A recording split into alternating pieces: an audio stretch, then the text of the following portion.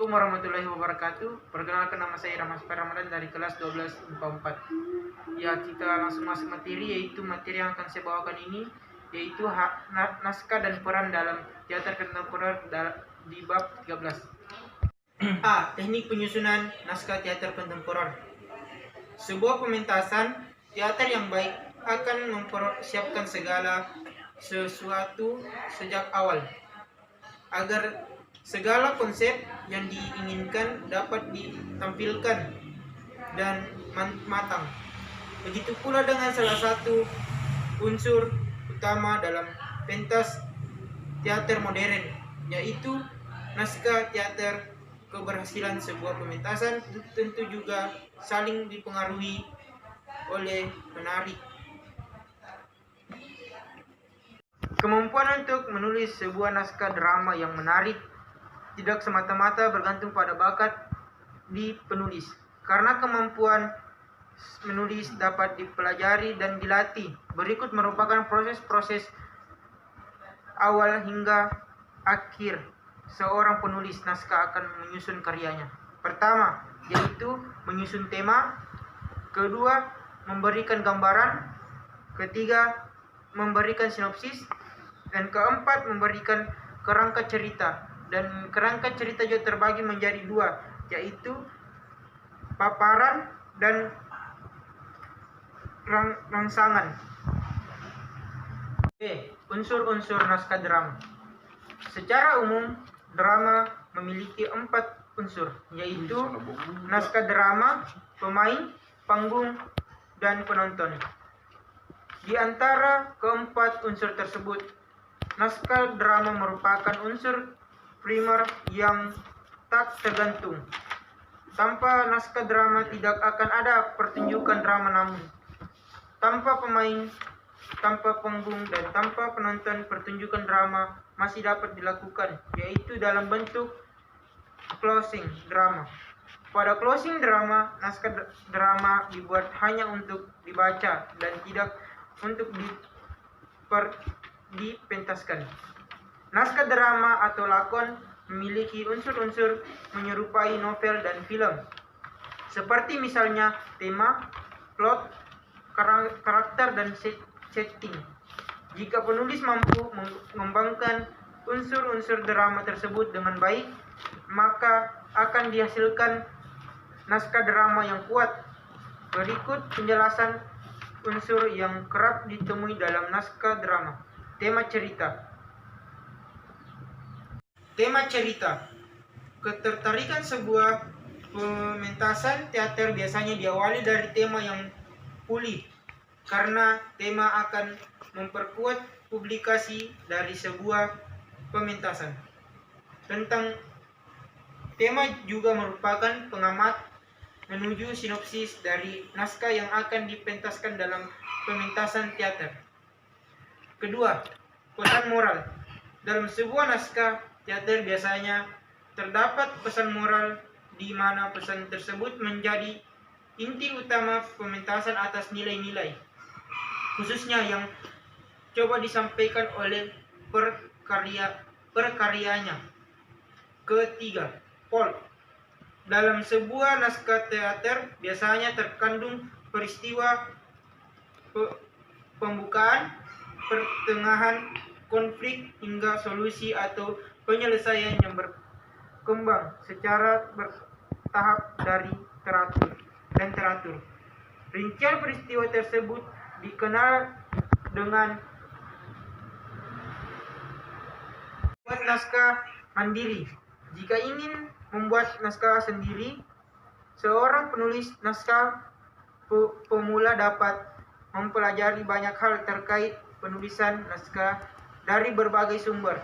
Misalnya, dengan membaca buku tentang teknik penulisan naskah, hingga mempelajari naskah pementasan teater yang dibuat oleh penulis lain. Selain itu, penulis dapat menonton pementasan teater untuk mencari inspirasi penulis naskah. Selain itu, ada langkah-langkah yang bisa dipelajari lebih lanjut. Di antaranya, pertama, menentukan tema cerita. yang akan dipertontonkan dalam sebuah pementasan teater. Kedua, penulis dapat menginvestasikan peristiwa-peristiwa penting yang terjadi dalam kehidupan sehari-hari. Ketiga, setelah naskah tersusun, penulis akan membuat sinopsis yang menceritakan ringkasan utama pencerita naskah. Keempat, untuk memulai penulis naskah pemula dapat berlatih untuk menulis naskah satu babak. D. Peran sutradara dalam teater kontemporer. Selain naskah, hal penting berikut pertunjukan drama ialah para pemain peran yang akrab disebut artis atau aktor. Naskah yang baik saja tidak akan mampu menyukseskan sebuah pementasan dalam tanpa bantuan pemain yang tepat untuk mementaskan setiap adegannya. Pemain drama yang baik juga akan mampu menyampaikan pesan-pesan yang terkandung dalam setiap adegan. Untuk menentukan siapa saja pemain yang tepat, dibutuhkan tangan dingin dari sutradara. Sutradara dalam pementasan teater merupakan orang yang bertanggung jawab atas kelancaran pementasan dari awal sampai akhir. Dari tangan dingin sutradara ini pula naskah akan terhalusinasikan secara nyata untuk menyampaikan pesan-pesan dari penonton. Untuk menjadi sutradara, minimal seseorang telah memiliki pengalaman di bidang seni peran serta memiliki pengalaman dalam mempersiapkan sebuah pementasan. Jika masih pemula, bukan tak mungkin bisa menjadi sutradara, namun tentu akan cukup kesulitan untuk memasuki semua agar lama berjalan sesuai dengan persennya.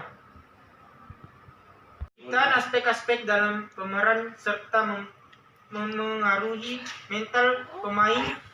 Berikut penjelasan singkat dari pernyataan Haryawan berikut.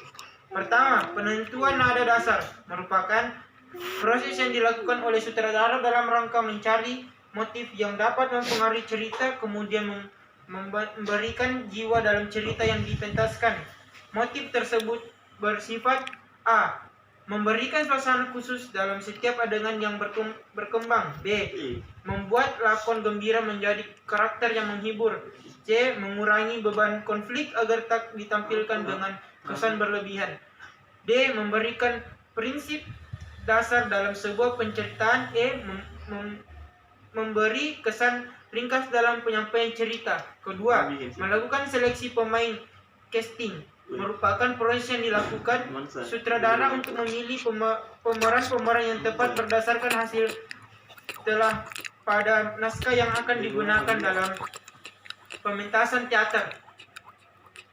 Tata cara casting yang sering digunakan oleh sutradara dari berbagai pementasan adalah: pertama, casting by ability, yakni seleksi yang dilakukan berdasarkan kemampuan seseorang dalam memainkan peran.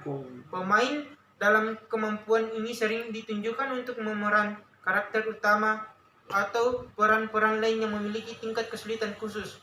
Kedua, casting to tape, yakni seleksi yang dilakukan berdasarkan kesesuaian kondisi fisik dengan tokoh yang akan diperankan.